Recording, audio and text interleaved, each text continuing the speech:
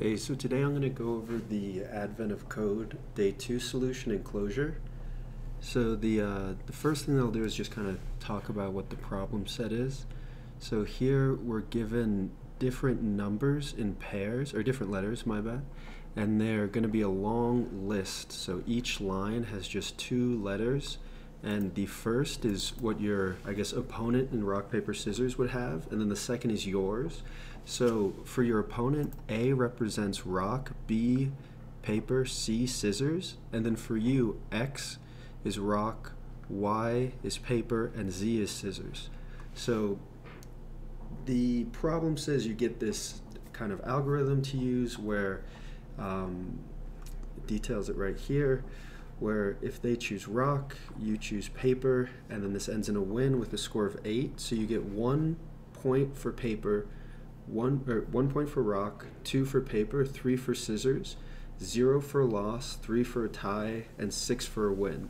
So this is a little confusing, but feel free to look through this, kind of get an idea of how it works. And for this, I'm going to be demoing it in Clojure in Emacs. So let me start up a cider REPL here.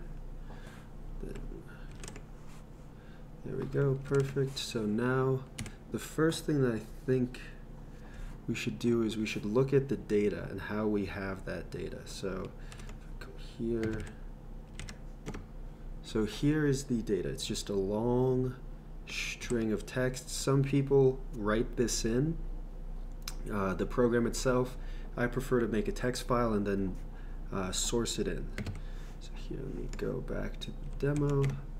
So the first thing that we're going to want to do is we're going to want to be able to work with strings. So to do that, we have to require the Clojure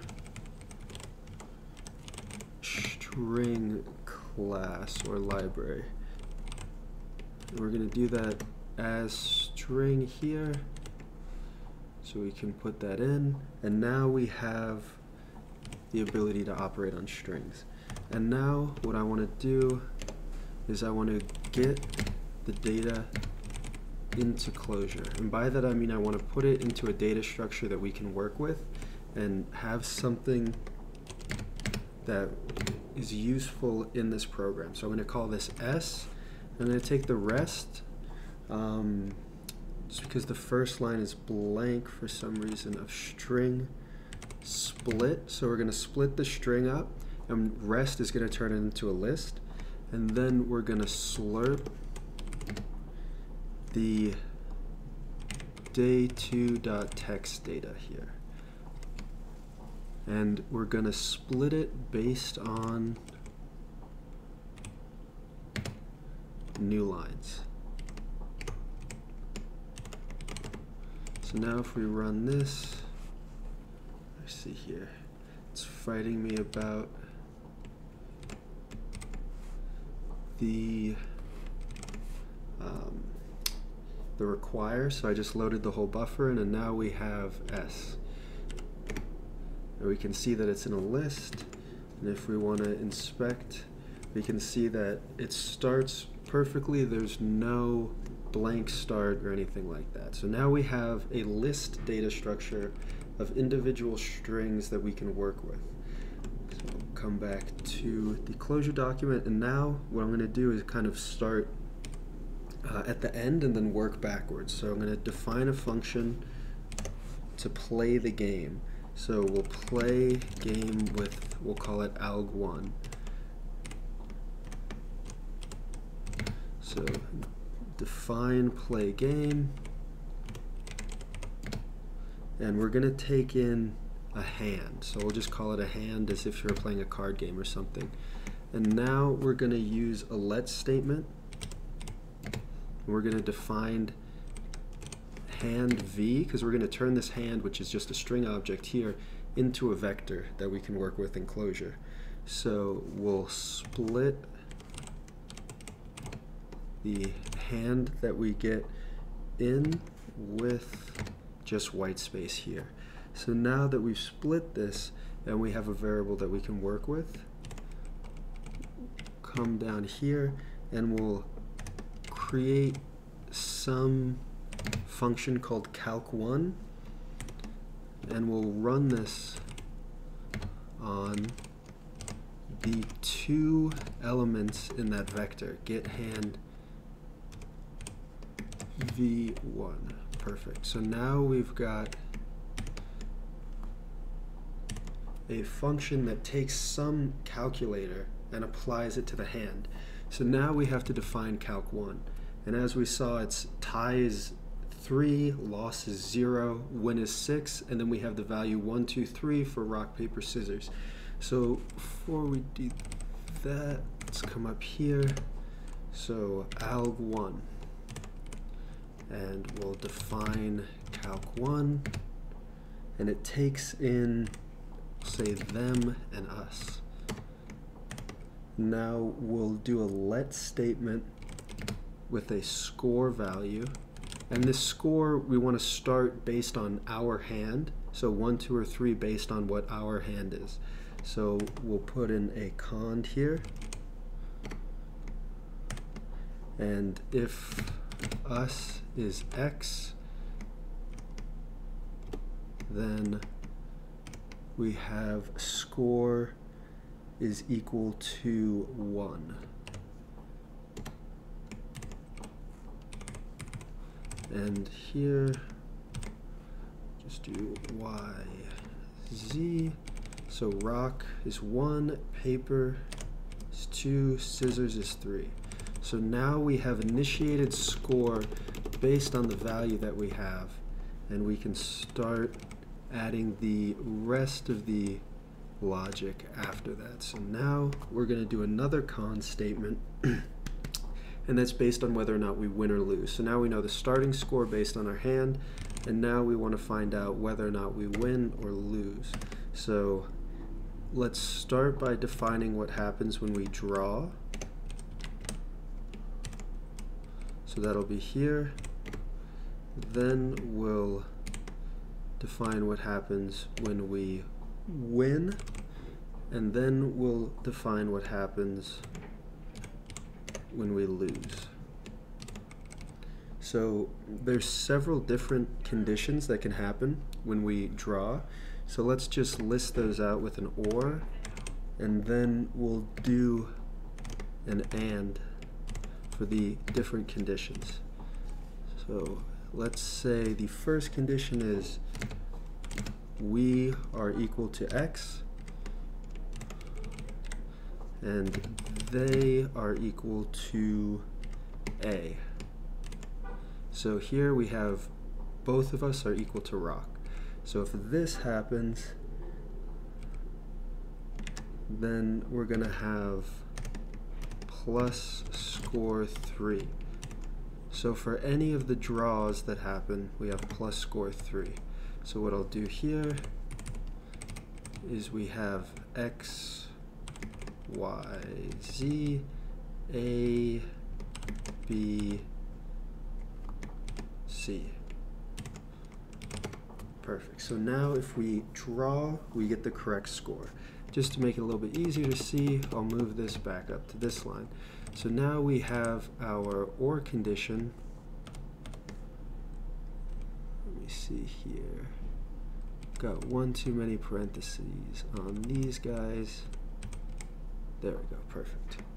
So we've got our or, and let's just move this down here for our wins. So if we keep this the same, so if we're rock, we want them to be scissors. If we're paper, we want them to be rock. And then the last one is paper for them. If we are Z, scissors. Perfect. Wait, let me double check that. Yep, just kind of using these numbers, getting a little confused. So that's 6 because we won.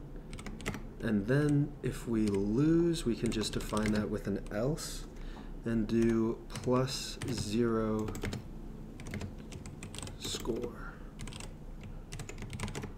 So let's make sure that this works by just testing out these functions quickly. So if I load that up, all right, so I got these guys loaded into my buffer. So let's say play game 1 with the hand x, a, x. 4, perfect. So it's a tie, so +3. The first one, +4. So you can assume that this guy's working, and now we want to reduce this on that list that we have. So the first thing I'm going to do is I'm going to convert this list of strings into a list of scores. So I'm going to do that with scores1. We'll map play game 1 across this S object here. So now if I load in this buffer and I do scores1, we see here, perfect, we've got all of the scores. Now what we're going to do is we're going to do a reduce on those scores and show the total score that we get if we followed that algorithm like it states in the problem. Oops. And just a quick note, I'm using the terminal here with Emacs just because I really like how Kitty renders fonts, the Kitty terminal, and I feel like it looks so good, especially with the transparent background. Just a little tidbit. So now, load in the buffer. Let's check that it is correct. Perfect. That is the score that I got when I was doing it earlier that was accepted by the advent of code. So now the main takeaways from this are the con statement in the let, and then the access to the us variable within that let, and then the con statement here with an else. I think the hardest thing for me as I was learning this was getting the score value set initially. And I went through a lot of examples on the documentation website and saw that there were some functions that were used in the defining of let variables and just tried a con, and it was able to work. So the documentation is really good, but I found that a lot of it just had naked lets or lets without lets in a function. So trying to figure out if I could use those variables inside of it was a bit tough. But now let's do the same thing, but we'll use the second algorithm, which I've found to be a bit more confusing to understand, but once you understand it, it's pretty sensical. So now we're getting the same data, but if your opponent chooses A, you need to end the round in a draw. And if your opponent chooses paper, you need to lose. So this is the thing that was a little bit confusing to me, is how is the data exactly the same, but you're just kind of going off of what they have, and then kind of deciding whether you win, lose, or draw there. It's a bit hard to understand at first, but you kind of change the point system from there. So I guess an example is your opponent chooses rock, and you need to end in a draw because you have a Y. So that means that you choose rock as well.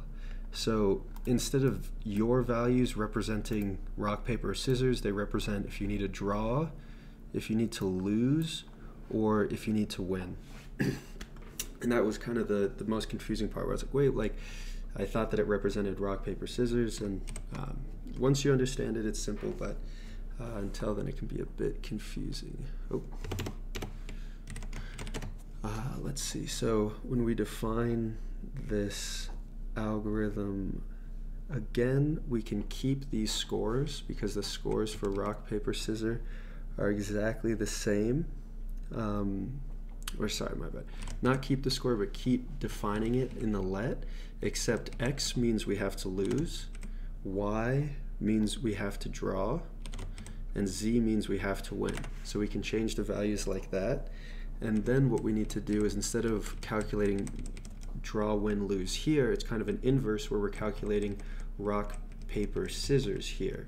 And we're calculating win, lose, draw, or lose, draw, win. So it's kind of the other one just on its head.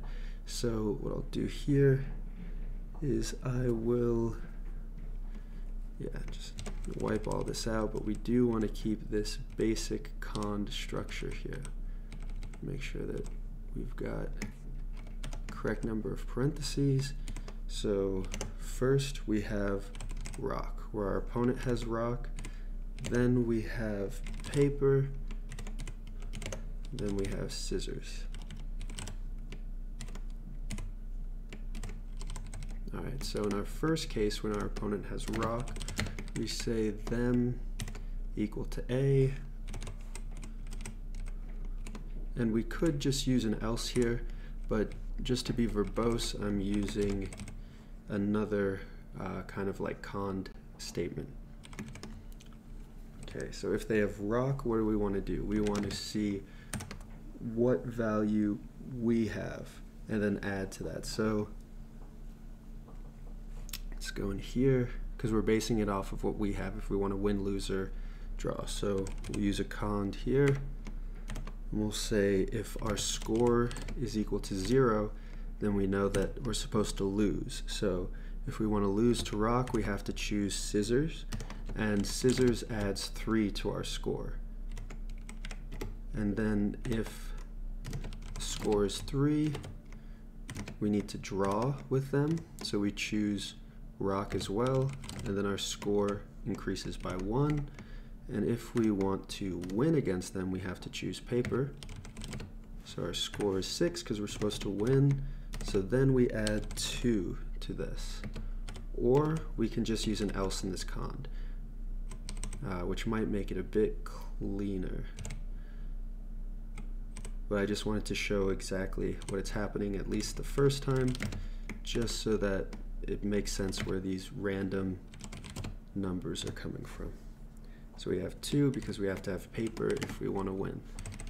And then what I'll do is I'll just take this cond statement and we'll paste it here. It'll change a little bit, but it'll for the most part be the same. Let's add some spaces just so that we don't get any errors. So now if we have B and we're supposed to lose to them, what loses to paper? Rock. So we add 1.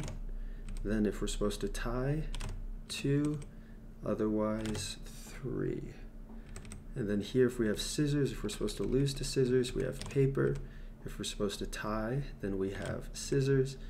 And if we're supposed to win, then we have rock. So now we have the logic for the second problem in the day. And all we have to do here is change this to 2, calc 2, and everything else should be exactly the same. Play the game with algorithm 2. And now just make sure that I've got the right number of parentheses and try loading in the buffer. All right, everything works. And now let's try play game 2 with the same thing. Let's go back and see what it says. So we have AY, and we should get 4. Ooh.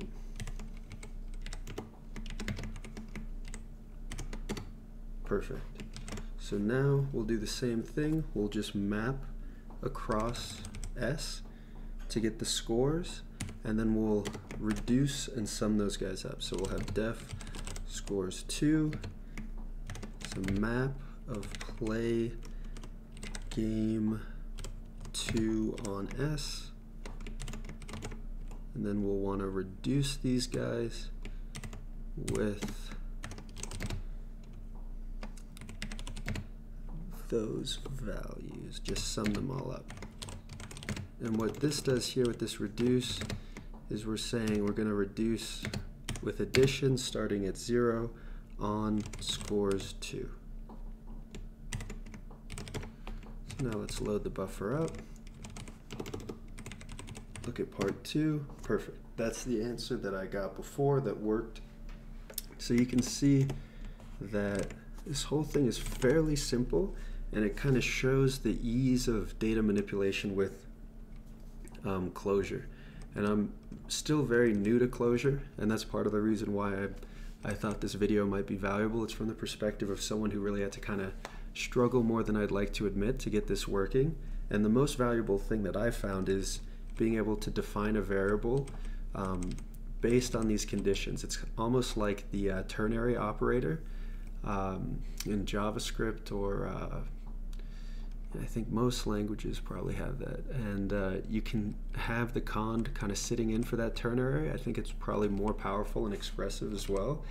And it's one of the features that I noticed was lacking in some other languages, and just how expressive Clojure is. I really like it, and I'm not too sure what useful things I could do with it as of right now. I just need to find a project and decide to tackle it. But the expressiveness and the ease of handling data and slowly kind of piping it through functions and changing it are two of the things that I've really decided or really liked in the language. And I think tomorrow I'll do the third one in either OCaml or stick with Clojure and really try to master the language a bit. Alright, that's pretty much it. Sorry if it went a bit too long. Hope that it helps.